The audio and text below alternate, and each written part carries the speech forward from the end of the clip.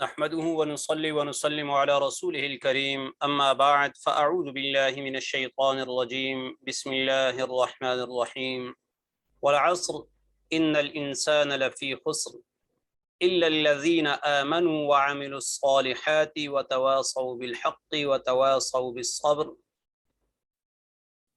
وقال رسول الله صلى الله تعالى عليه وسلم آمنت بالله ثم استقم آمنت بالله صدق اللہ العظیم وبلغنا رسولہ النبی الأمی الکریم۔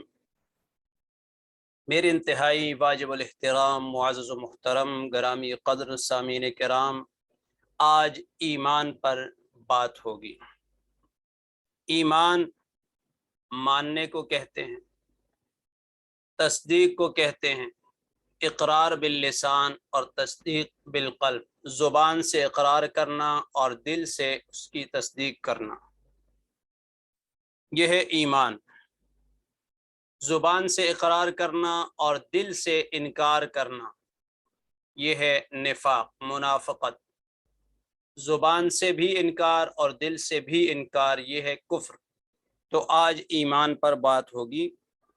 بنیادی طور پر ایمان کو تقسیم کیا گیا ہے ایمان مجمل، ایمان مفصل۔ ایمان مجمل اجمالی ایمان، ایمان مفصل تفصیلی ایمان۔ تو یہ چھوٹے بچوں کو یاد کرانا انتہائی ضروری ہے، اس لیے اسے اس انداز سے پڑھا جائے گا تاکہ بچوں اور بچیوں کو یاد کرنے میں آسانی ہو۔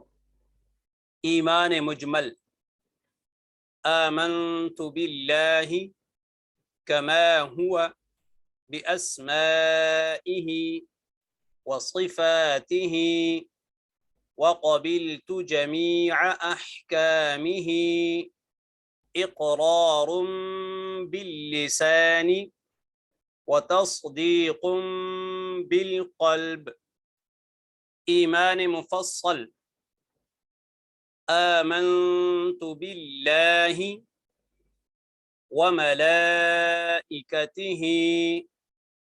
وكتبه ورسله واليوم الآخر والقدر خيره وشره من الله تعالى والبعث بعد الموت۔